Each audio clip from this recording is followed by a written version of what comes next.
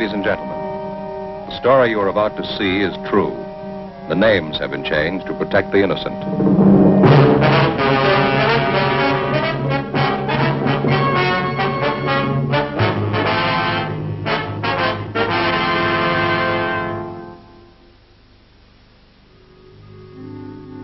This is the city. Everything in it is one way or the other. There's no middle ground. Narrow alleys. Broad highways. Mansions on the hill. Shacks in the gullies. People who work for a living and people who steal. These are the ones that cause me trouble. I'm a cop.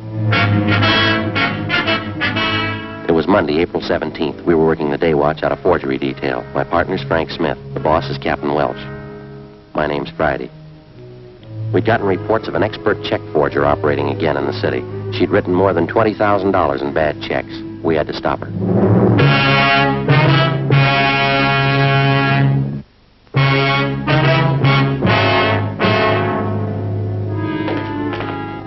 Morning, Joe.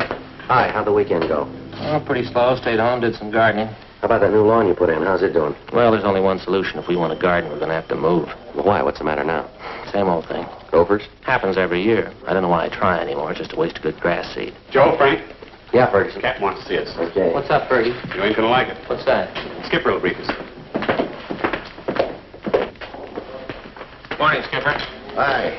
You two finished up on the Meyer case yesterday, that right? Yeah, it's all washed up. We're clear. Good. Then you can start on this one right away. You work with Besser and Ferguson here. Well, what is it, Captain? The grandma case. I had a hunch, Joe. What have we done to deserve this? There's nothing any of us have done. It's what we haven't done. I want her stopped once and for all. We any closer to her than we have been, Fergie?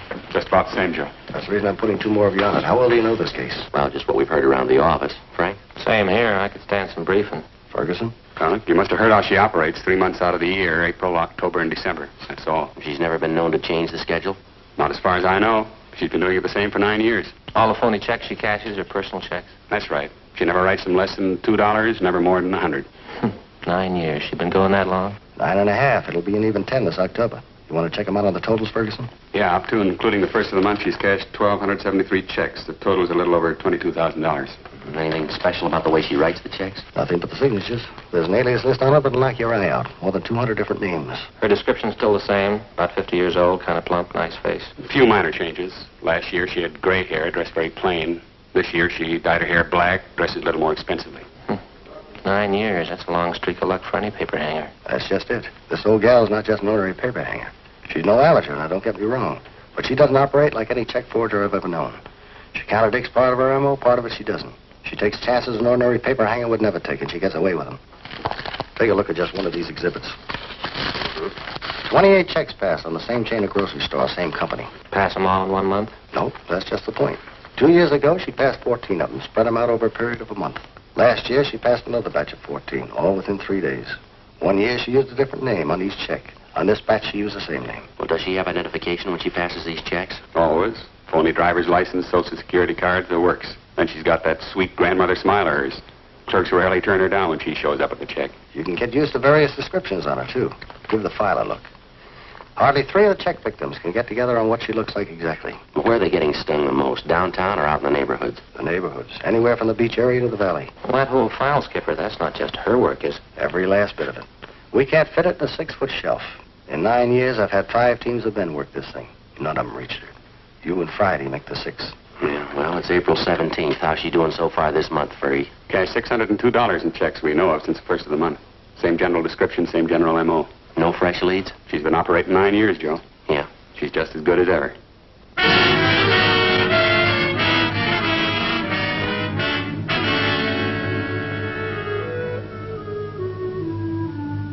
To the working detective, there's no tougher job than tracking a lawbreaker who's half professional and half amateur. You can expect a criminal who's entirely professional to react generally the same in a given set of circumstances. The same with the amateur. But take the two, the professional and the amateur, and intermingle their possible and probable reactions. You'll likely have a sound reason why and how an elderly woman could victimize merchants with $20,000 in bad checks over a period of 9 years without being caught.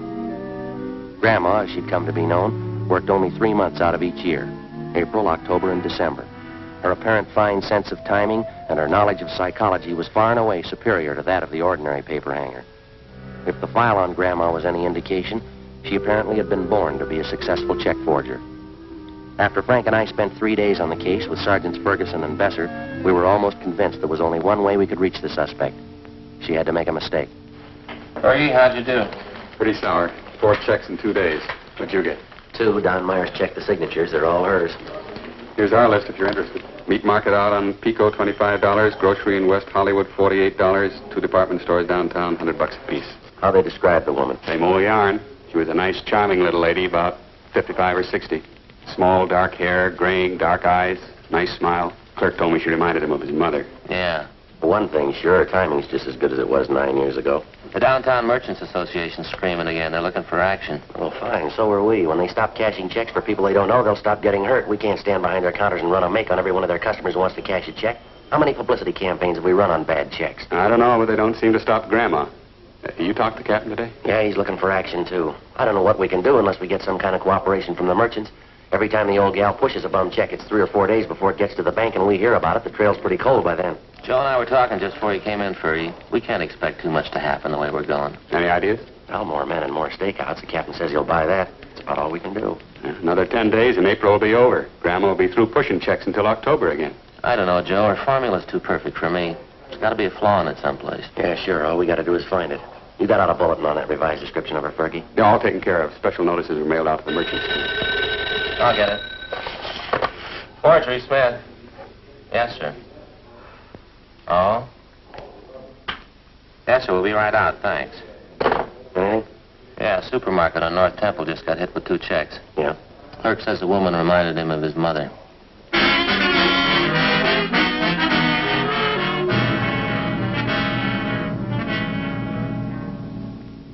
A week passed. The number of stakeouts on business places throughout the city was doubled. The M.O. and the description of the suspect was circulated among the merchants in the downtown and suburban shopping centers. Clerks were especially warned to be on the lookout for. The precautions went for nothing. Grandma's checks kept showing up at the rate of 2 and 3 a day. On April 27th, she passed a check for $50 at a delicatessen on Hollywood Boulevard. We drove out to interview the owner, a Mr. Hammerston. She's the nicest old lady I think I ever met, Sergeant. Sure surprised me. Say, you wouldn't care for a piece of liverwurst, would you? It's a new brand. Don't know whether my customers are going to like it or not. No, thank you. Had you ever seen the woman before, Mr. Hammerston? Oh, I guess she'd been coming in here for at least a week or 2. Said she was new in the neighborhood. We used to get gabbing all the time. Mm-hmm. Did she do much shopping here, sir? Quite a bit, yeah. Always paid in cash. We got to be great friends, you know. Used to talk about the old country, things like that. Well, she said she came from the same town in Finland my folks did. I guess she was just buttering me up, huh? Well, that's the way it sounds, yes, sir. Had you ever refused to cash a check for her? No. She never tried to pass one, just this once, and I did it. Do you have one of those circulars that we sent out on this woman? Well, I'm ashamed to say it, Sergeant, but I have. Hanging right back there in the storeroom. Thing is, I never connected the two, the woman and notice. The way she looks at you, you know? Like it'd be a heel even to question her. How was she dressed the last time she was in? Do you remember that? You know? Had on a black coat. Oh, I told you that. Very plain-looking clothes, like any other housewife. Print dress, some kind of scarf around her neck. That's about all I noticed. How about that description of her in the bulletin we sent you? That fit her pretty well? No, I guess so. Didn't seem exactly plump to me, though. Kind of a nice figure for a woman her age. Well, do you know if any of your customers were acquainted with her? No, I wouldn't know that. She acted as though she knew some of them, but, well, now that this has happened, I can see she was just putting on. She was a great disappointment to me. Now, she is to a lot of people, sir. I used to josh with her all the time. Is that so? Yeah. She seemed like a real good sport. Fine personality, joshing all the time. Just as homey as you please. Mm-hmm. Fits in with the other descriptions. Say, how are you ever going to catch somebody like that? Well, we're not sure we will, sir. Yeah? They're going to like this.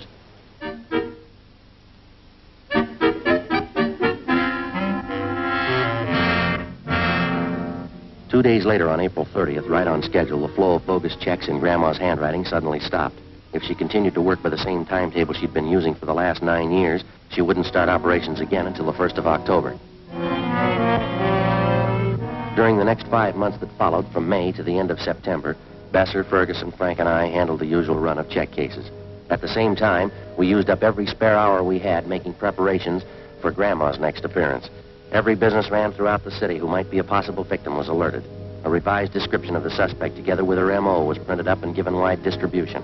Every possible precaution was taken. October came. Grandma started on the 10th year of her forgery career without a hitch. On October 1st, she cashed a check for $75 at a large downtown woman's shop. As soon as we got the report, we drove out to the store and went to the department where the check had been received. A fashion show was in progress. We asked to see the manager.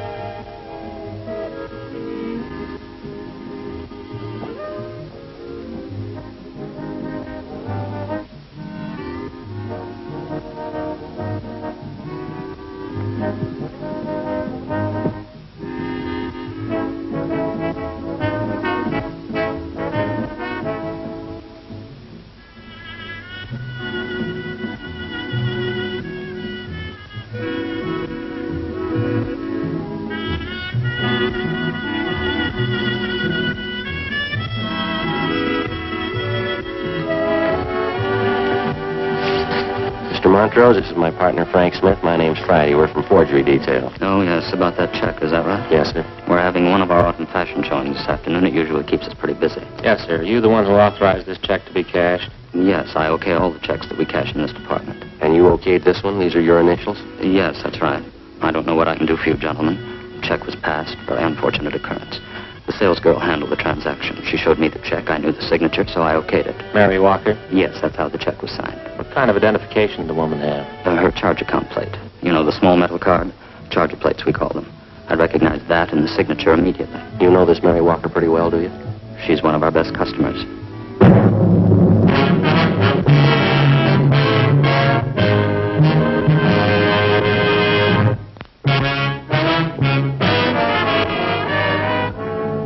Friday, October 4th, 2 p.m. Before we left the store, we found that another worthless check bearing the signature Mary Walker had been cashed in a different department of the store on the same day as the other forged check. The woman had used the same means of identification, a metal charge account plate stamped with the name Mary Walker. We took the two checks back to the office and had Don Meyer in handwriting compare the signatures. There wasn't any doubt in his mind. The writing on both checks was Grandma's. It was only a hunch, but it was beginning to look as though the suspect had finally done what we'd been waiting 9 years for her to do. She'd made a mistake. Frank and I drove out to an address in the Wilshire district to interview Mrs. Mary Walker. She fit the general description of the suspect, but she denied writing either one of the checks which bore her signature. Well, what are the questions, Sergeant? I couldn't have written those checks. I haven't even been in the city for the past 5 days. And these signatures on these checks, Mrs. Walker, they're not yours. Well, it looks like my handwriting, but it's not. I didn't write those checks. They're forgeries. Well, you do have a charge account at the store, don't you, ma'am? Yes, I've had one there for years. Nothing like this ever happened, though. Do you have one of those charge account plates, do you? Well, yes, I did have one. You lent it to someone in your family? No. As a matter of fact, I lost it. I intended to report it to the store, but it slipped my mind. Do you have any idea where and when you might have lost it? Well, I think it was last Sunday night, Sergeant, but I'm not sure. Oh, just a minute. I know someone who would remember. Inez Lambert. She was there, and I'm sure that she'd remember. Who's she, ma'am? She's a girlfriend of mine. She lives in this neighborhood. Hello, Inez. This is Mary Walker. Oh, I'm just fine. You? Good. Say, Inez, what night was it that we went to the Boosters Club meeting? Sunday? Well, that's what I thought. Oh, nothing. Just some silly misunderstanding. Well, all right, Inez. Thanks for remembering for me. Yeah. Bye.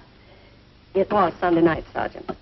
Inez Lambert and I went to the neighborhood Boosters Club meeting, and I'm sure that that's where I must have lost it. Well, and you think the charge account plate just fell out of your purse, is that it? Either that, or it was taken. Why do you say that, ma'am? Well, it's a very serious thing, and I didn't want to mention it. What's that? Well, I left my purse on the chair next to me part of the evening. And when I got home, I thought I was missing a $5 bill out of my change purse.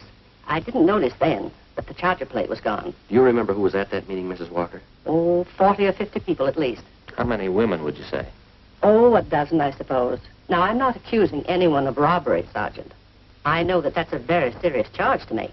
Do you know if one of the club officers might have taken a list of those present? Oh, they don't have to. We do the same thing at every meeting. What's that, ma'am? We all sign the attendance book when we leave.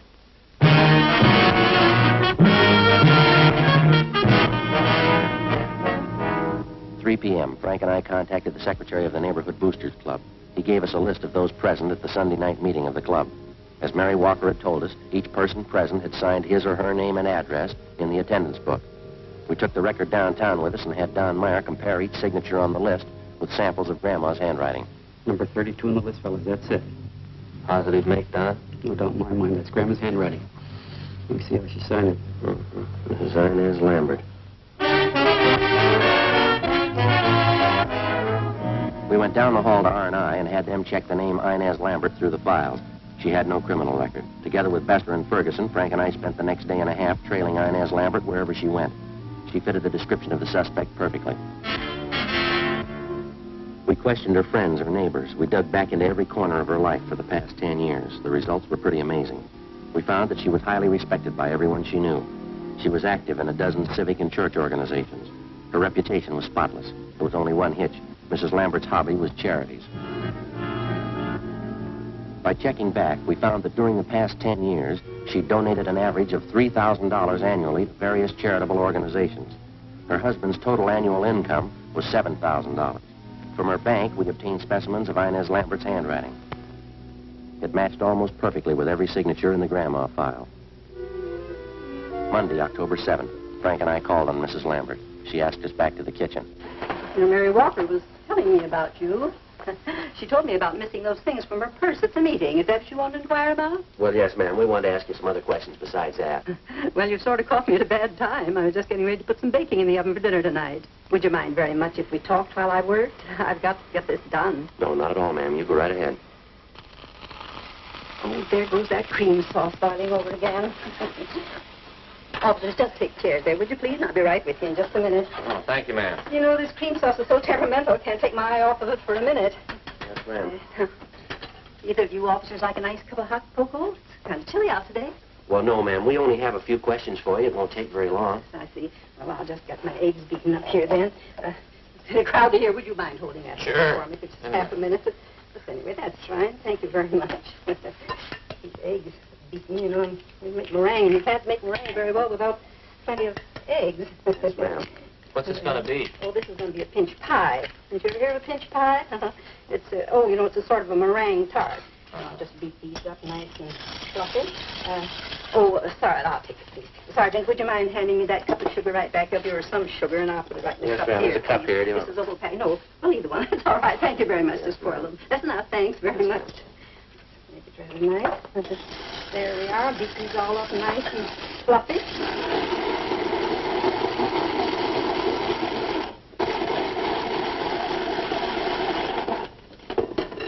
Now, what was it you wanted to know? Well, Mrs. Walker had her charge account plate stolen that night at the Boosters Club meeting. Someone's been using it to cash bad checks in her name. Is that so? Well, Mary didn't tell me that. The same person who's using that charger plate has been cashing bad checks all over the city. Been doing it for some time now. Oh, my. Well, I don't think I can help you, Sergeant. I went to that meeting with Mary. She says somebody must have been in her purse, but I didn't see them. Do you have that charge account plate, Mrs. Lambert? Me? Oh, no. I have my own. Now, let me see. Teaspoonful of vanilla, teaspoonful of vinegar, teaspoonful of water. Combined in a small pitcher or cup. We've got good reason to believe you have that charge account plate, ma'am. Did you take it from Mrs. Walker? That's a silly thing for you to say, officer. I told you I have my own charger plate. I never borrow anyone else's. No reason to. Add a few drops of combined liquids and beat constantly.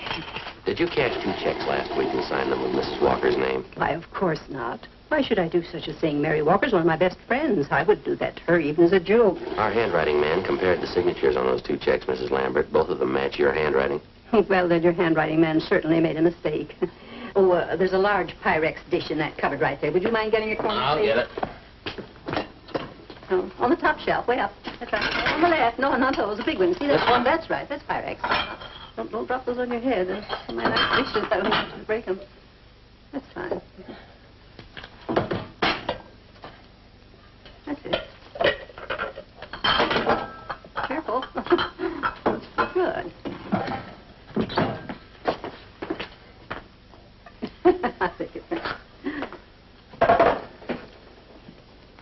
You You deny you wrote those 2 forged checks last week? You deny you've written and cashed about 1,500 worthless checks in the last 9 years? Why, of course I deny it.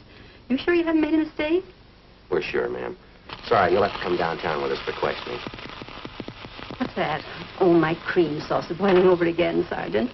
Oh, I can't leave the house now, right in the middle of getting dinner ready. My husband would be furious. If you want to talk, couldn't we do it later on? Sorry, afraid not. But you certainly can't accuse me of doing anything wrong. Folks at church will vouch for me. We've got just as many people who say you cheated them. The same people who cashed those checks for you. Quite a few of them, ma'am. 9 years worth. But that's silly. 9 years and cashing checks. I'm sure you must mean somebody else, Sergeant. Well, I've got to get this platter greased. Now, let me see. Heat meringue upon lightly greased platter. Yes, that's right. We don't mean anyone else, ma'am. You'll have to come along with us, Mrs. Lambert. But you can't prove a thing. You can't prove anything about me. We've got a record downtown on every single check you passed since you started. We've got specimens of your handwriting and people to identify you. We know what your income is. We know how much you've given to charities. My donations to charity are my business. You've no right to upset me like this. How many average families give half their income to charity? Can you answer that for us, Miss Lambert? But that's my business. It's none of yours. I certainly have a right to give what I please. The money's got to come from someplace, ma'am. Is that what the checks were for? All right, we're going to lay it out for you, ma'am. We have all the evidence against you that we need. Witnesses, too. We don't know why you've been cashing these checks, but we do know that you have been. Now, I think it'll work out better for everybody concerned if you tell us the truth. I do hope I put enough vanilla in that. Would you like to tell us about it?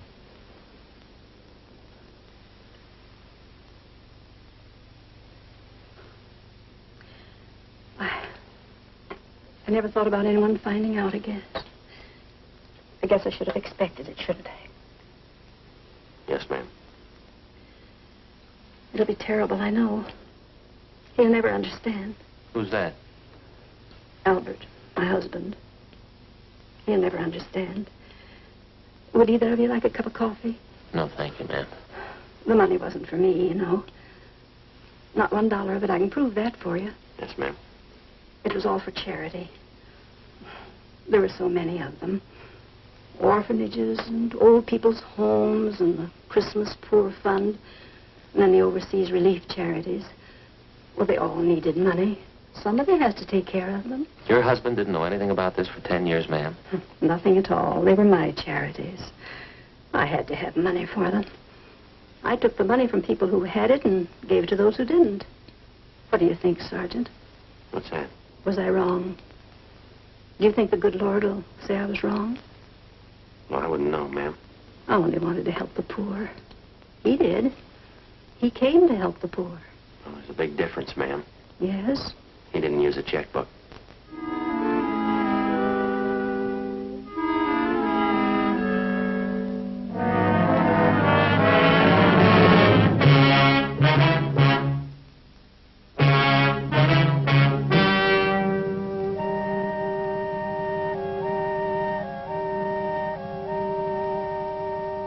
On December 17th, trial was held in Department 81, Superior Court of the State of California, in and for the County of Los Angeles. In a moment, the results of that trial.